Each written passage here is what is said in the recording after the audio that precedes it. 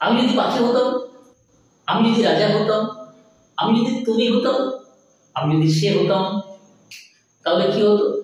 দেখা যাক কি হতো। দেখো, এই যে কথাগুলো আমি বললাম, এগুলোকে বলা হয় কন্ডিশনাল সেন্টেন্স। কি বলা হয়? কন্ডিশনাল সেন্টেন্স মানে শর্ত সাপেক্ষ বাক্য।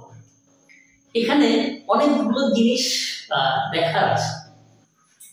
প্রথম কথা দেখা যাচ্ছে যে এই প্রতিটা সেন্টেন্সে দুটো করে ক্লজ আছে, একটা মেইন ক্লজ, একটা সাবজেক্ট ক্লজ, একটা প্রধান, একটা অপ্রধান, মানে প্রধান, একটা স্বাধীন, একটা অধীন। ঠিক আছে? আমি যদি পাখি হতাম, অধীন, আমি আকাশে উড়তাম। আমি যদি সে হতাম, অধীন, I would not tolerate this, স্বাধীন। ঠিক আছে? এরপর এখানে লক্ষ্য করার বিষয় রয়েছে যে প্রথম সেন্টেন্সে রয়েছে যে আমি যদি পাখি হতাম, আমি আকাশে উড়তাম। তাই না? দেখো, এইটুকু মানে এই প্রথম অংশটার মাধ্যমে আমরা একটা একটা কল্পনা হচ্ছে, একটা ইমাজিনেশন হচ্ছে, একটা অলিক কল্পনা হচ্ছে। এবার যখনই আমি, এবং এটা কিন্তু অধীন ক্লজ অর্থাৎ সাবঅর্ডিনেট ক্লজ, এটা মেইন ক্লজ নয়, বাট এটা হলো main clause. I would fly in the sky, আকাশে উড়তাম, মেইন ক্লজ।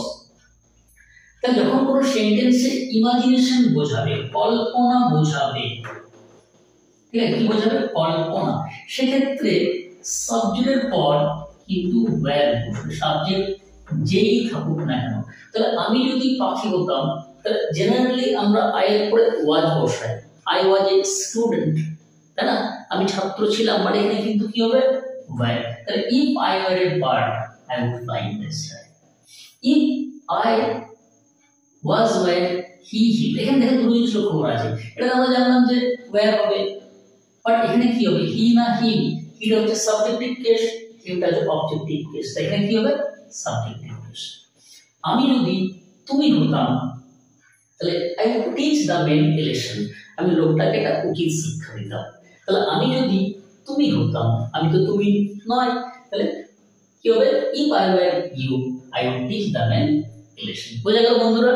তাহলে এটাকে বলা হয় কন্ডিশনাল সেন্টেন্স। কি বুঝলাম আমরা? যখন কোনো সেন্টেন্সের দ্বারা কল্পনা করা বোঝাবে, সেক্ষেত্রে সাবজেক্টের পর সবসময় কি বসবে? ওয়্যার বসবে। আর কি লক্ষ্য করলাম আমরা যে যার সঙ্গে তুলনা করছি, তুমি বা সে বা যে কোনো ব্যক্তি হোক না কেন, এই জায়গাটা সাবজেক্টিভ কেস হবে। এবং এখানে দুটো ক্লজ আছে, একটা হচ্ছে মেইন ক্লজ এবং একটা হচ্ছে সাবজেক্ট ক্লজ। আচ্ছা, মেইন ক্লজটা কি হচ্ছে? Subject would be one. অধীন ক্লজটা বা সাবজেক্ট ক্লজটা কি হচ্ছে? If plus subject plus wire.